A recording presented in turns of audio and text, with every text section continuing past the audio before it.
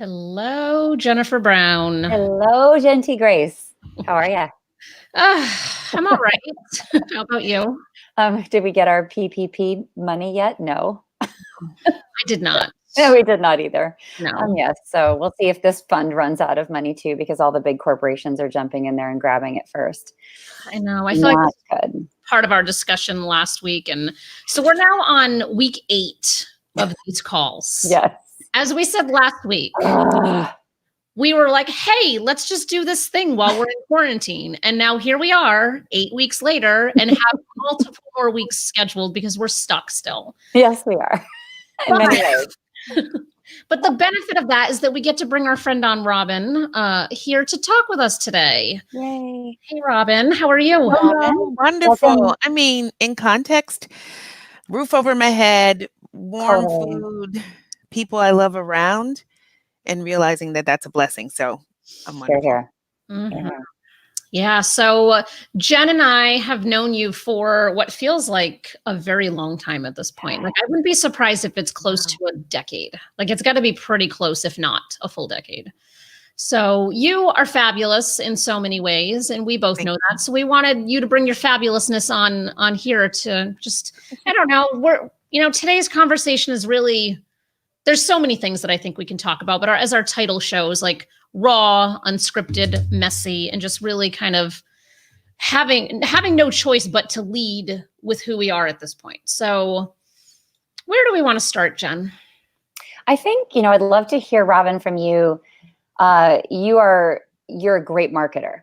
You're a great content producer and you're an entrepreneur. So you are, and I know right now, thinking a lot about how do we show up in a resonant way, in an authentic way that is situationally appropriate, right? And at the same time, we're business owners. We need you. In your case, you need to sell magazines and put that brand out there.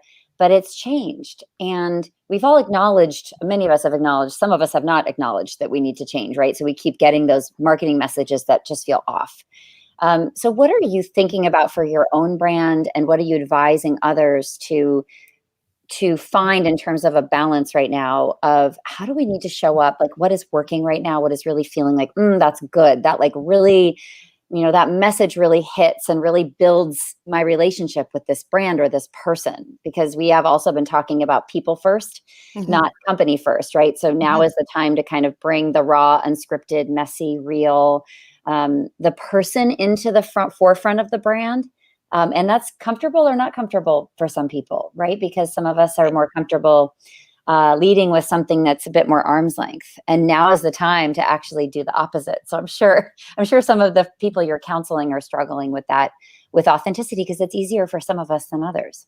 Right, to deal with the polish, the picture, the camera ready version, right? And this is not where we are, because globally, we're all experiencing something that's profound. And it will end one day. It will stop. But in this time, what is it that we're creating for the future?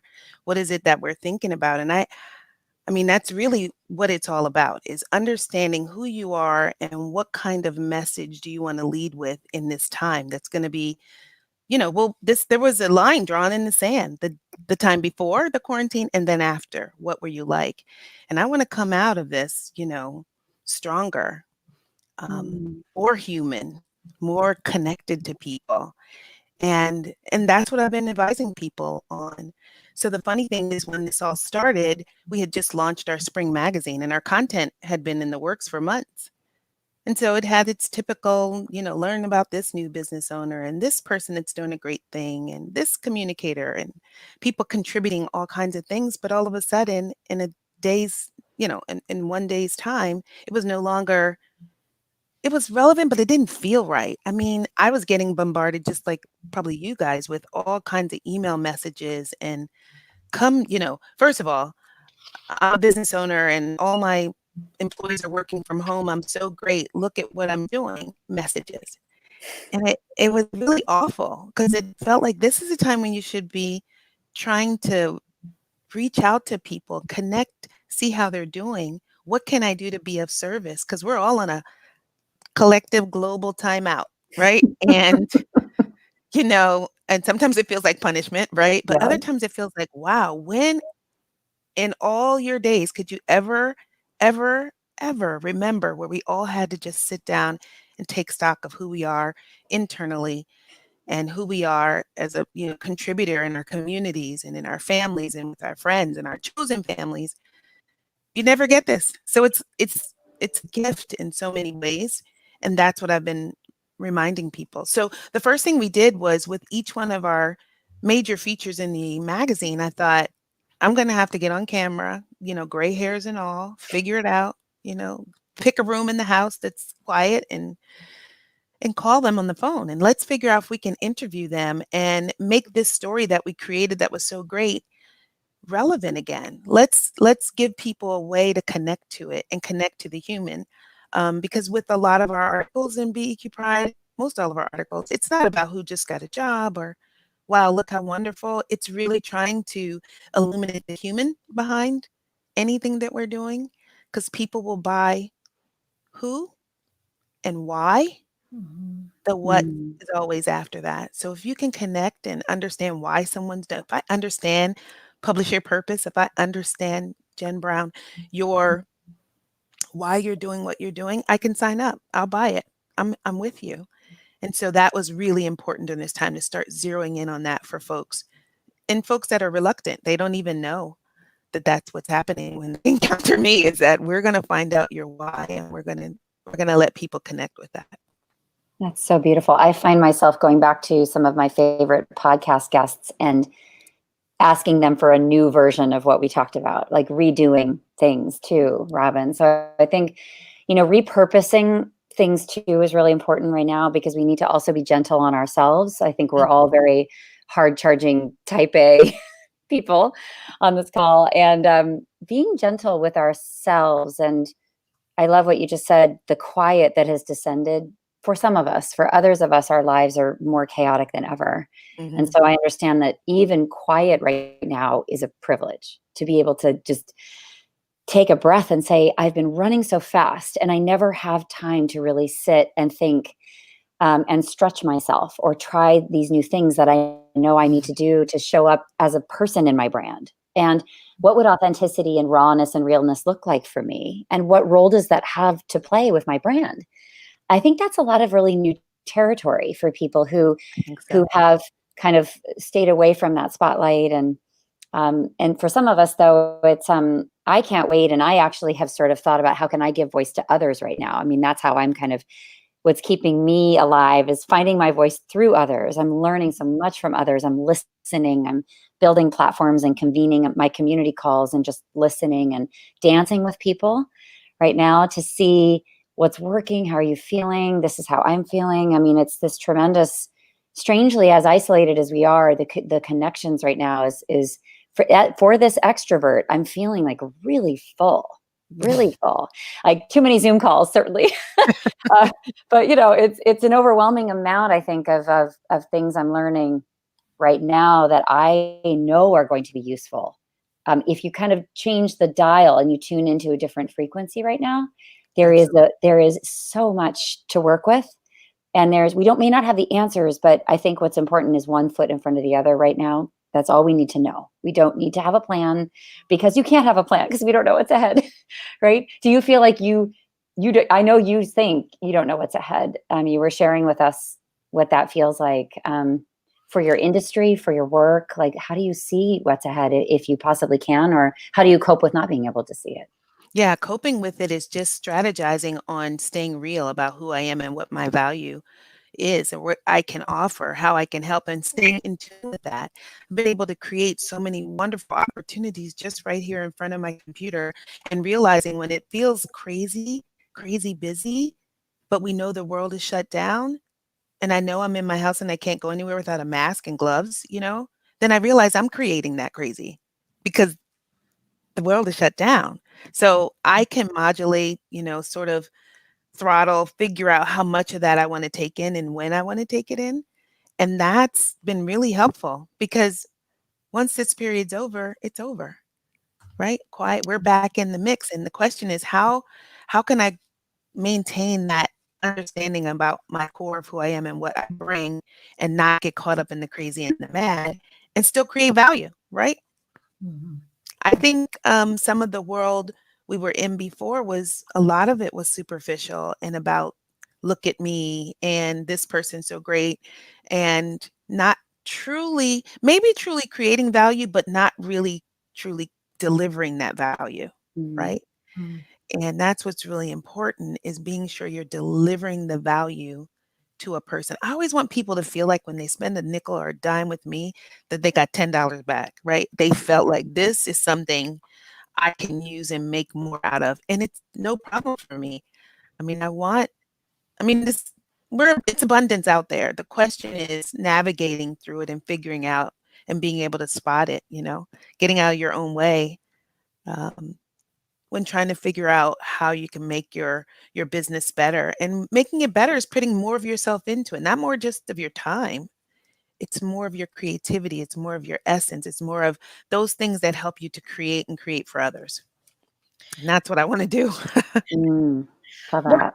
What I find really interesting as we're talking is that it's so fascinating that we have this whole mindset around abundance right now, right? So we're all coming from a place of abundance in terms of not financial abundance, but abundance, right? So we have creative abundance, we have a community that's abundant, we have connections and people, and we can get our emotional needs met, even if our physical needs might not be being met. But at the same time, we have like the abundance on one side, and on the other side is complete and utter lack of financial resources.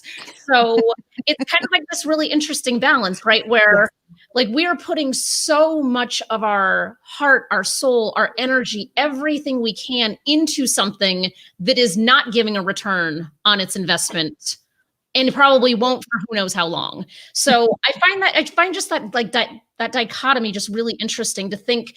And I guess maybe it's helping other people think about this, that you may not have the financial means to be doing any number of things that you'd prefer to be doing right now. And your cash flow might have dried up. You might be in negative numbers. There's a number of things that are happening for so many of us. But at the same time, that doesn't mean you can't still be approaching everything you do with full abundance. So, I have to just say, I always use this sentiment, like if your hands are closed like this, you can't get anything, right?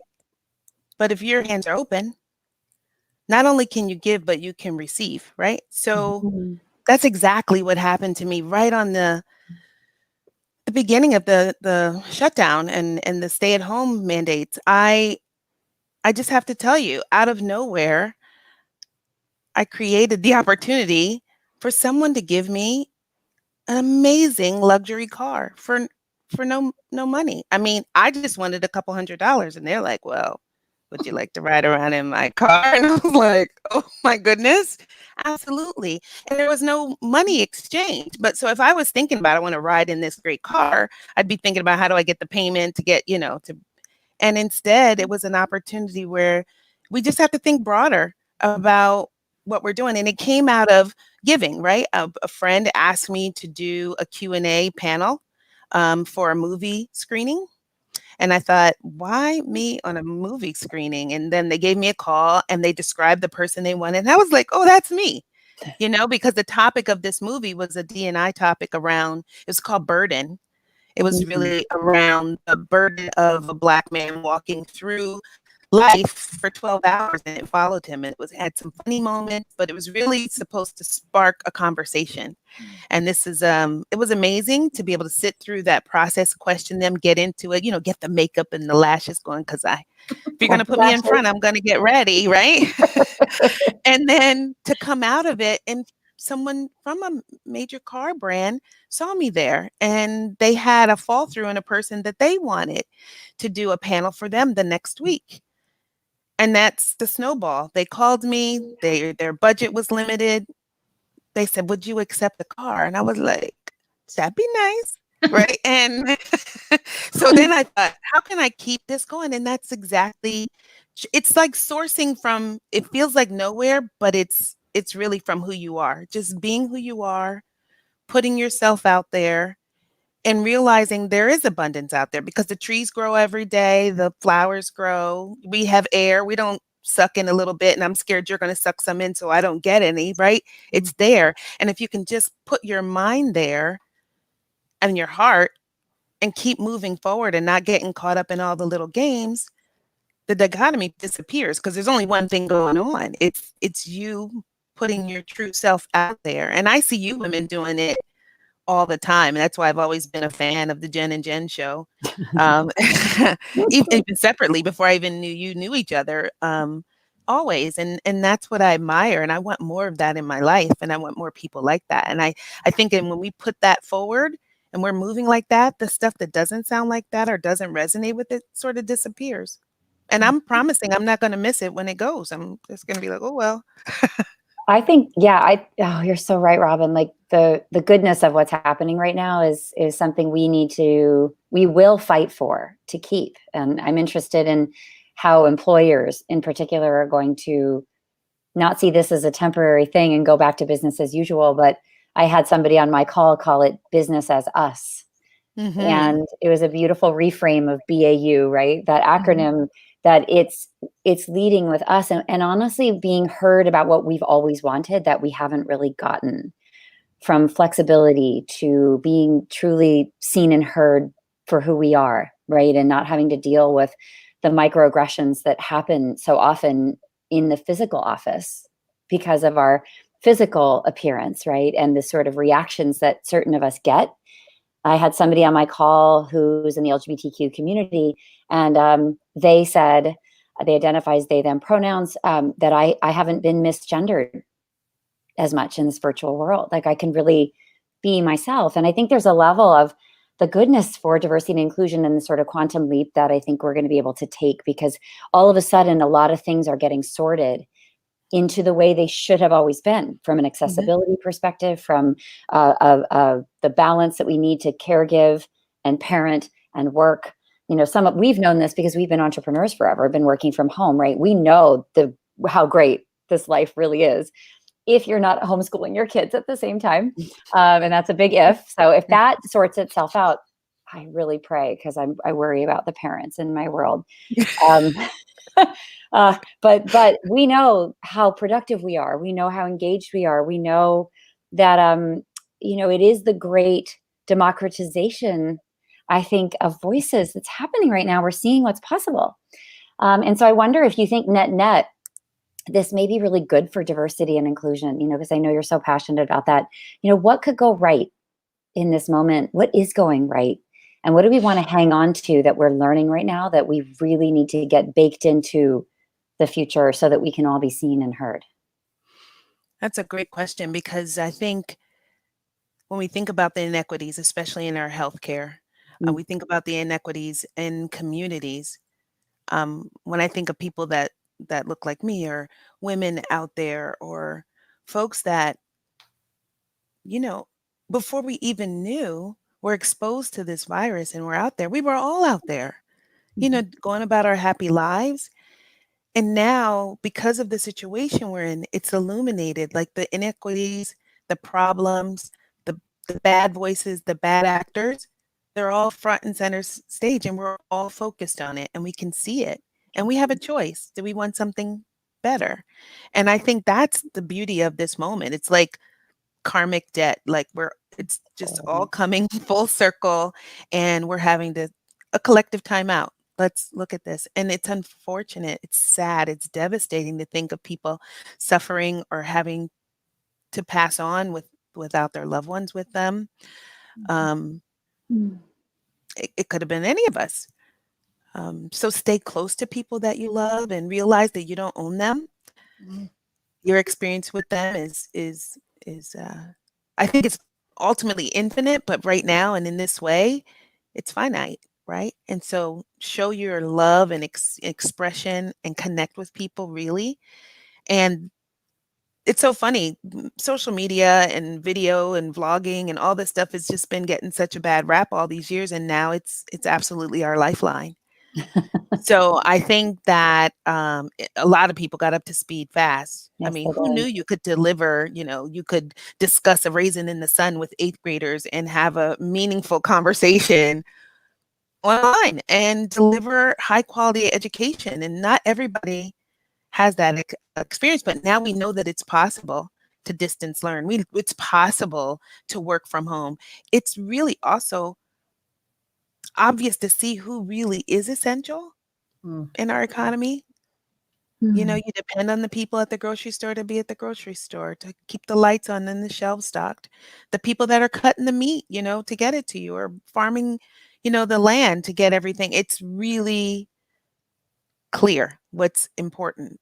And now the question is not to let those voices and naysayers and control folks, or, what we had before, the status quo, to overtake us again. And I think we have an opportunity now to create a future that we want to live in, with people and appreciating people in the way we want to. Robin, that's beautiful. Somebody remarked on your allyship and how you're a role model for allyship in the comments. And I just want to say you are, and I want to make this point that allyship the definition of it is shifting because of what we've been shown.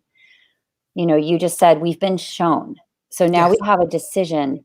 Like, I feel like I have been trying to show for as long as I've been doing this work, trying to reflect other people's realities to people that don't innately walk that path, right? So that we can generate empathy, so that we can generate action from empathy. Like, that's the definition of allyship.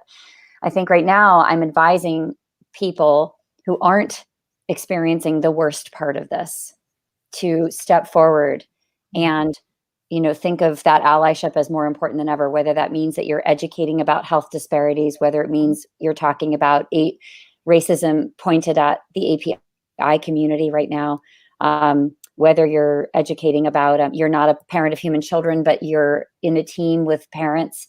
Are you offering extra cycles that you may have to contribute so that you can redistribute work? If we are a manager, are you being understanding and empathetic right now? And are you still applying old lenses and definitions of productivity and having expectations of certain hours? I mean, there's just so many things. I guess new ways to look through an allyship lens of mental health, for example, too.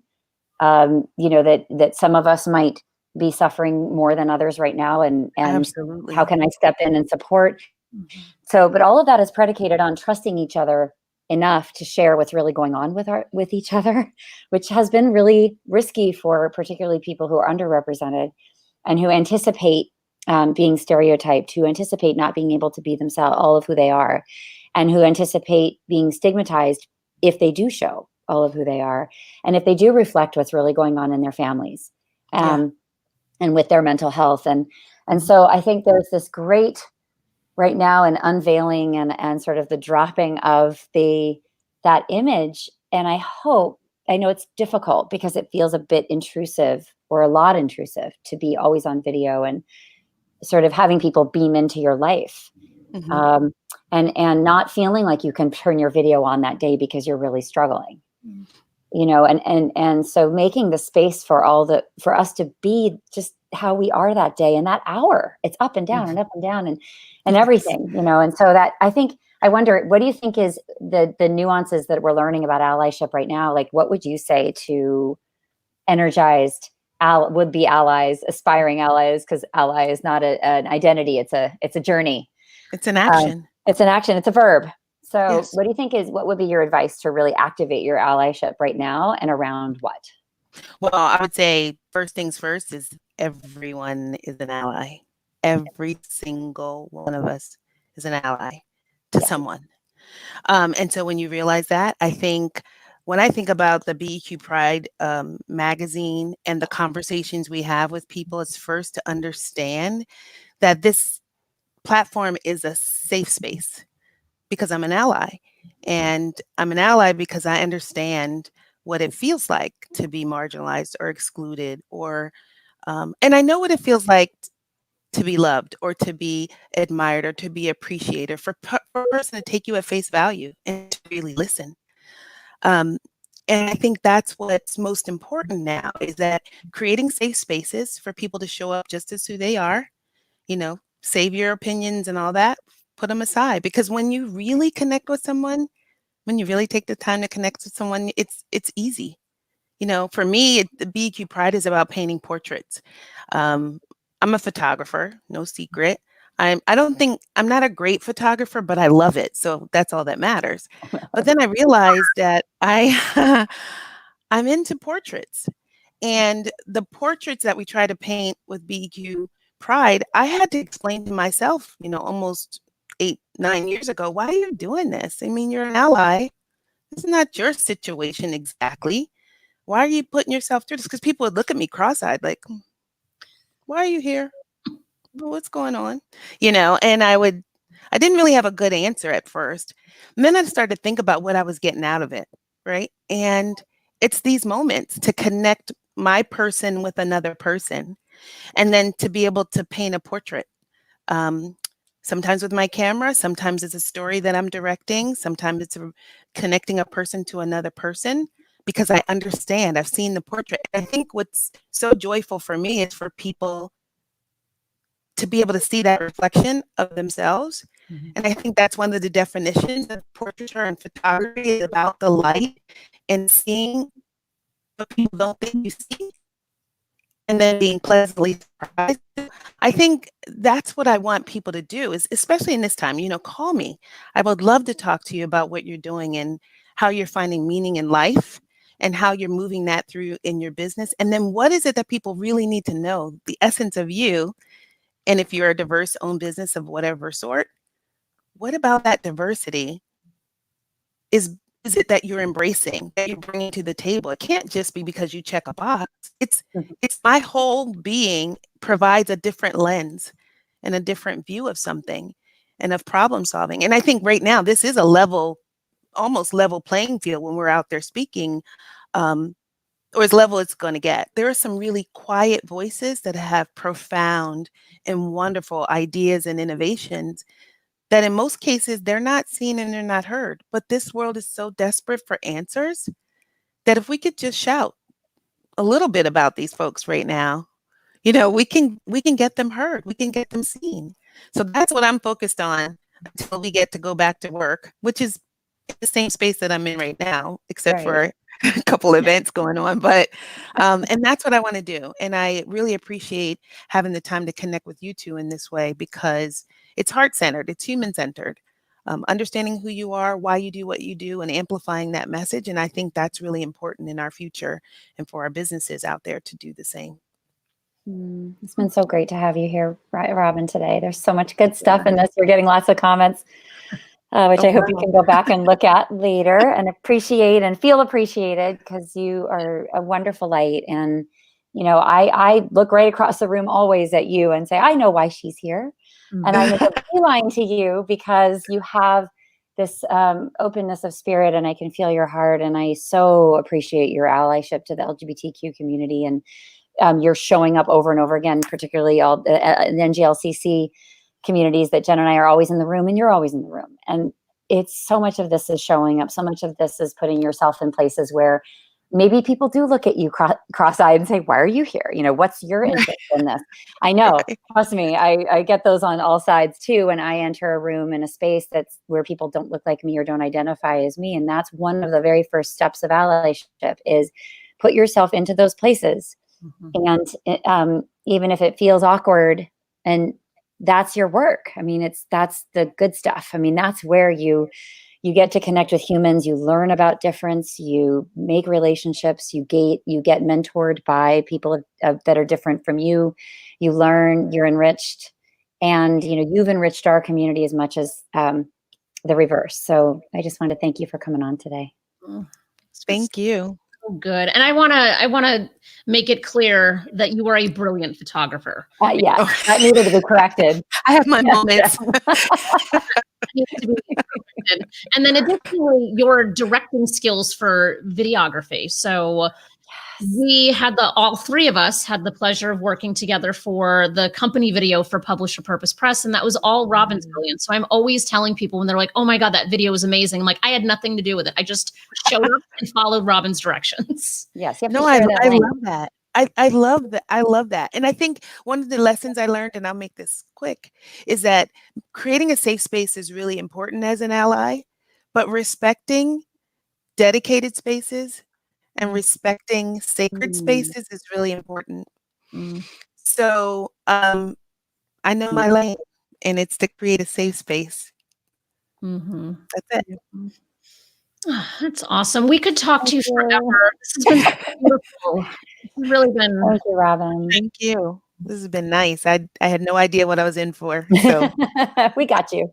Neither did we. We're like, let's just go live and we'll hope for the best. Yeah, thank you. That's great. Yeah, this is awesome. So we have your website scrolling along the bottom. It's also in the notes below this video, wherever people might be watching. But, you know, if there's anything else you want, any call to action, if you will, for reach out with me on LinkedIn. That's a great place to start a conversation. And to reach me via email at robin@businessequalitynetwork.com. Visit the website. And if I can help in any way, I sure will. We know that for a fact. Yeah. Yeah. Thank you so much. This is awesome. Thank you. And Jenn T. Grace, I'll see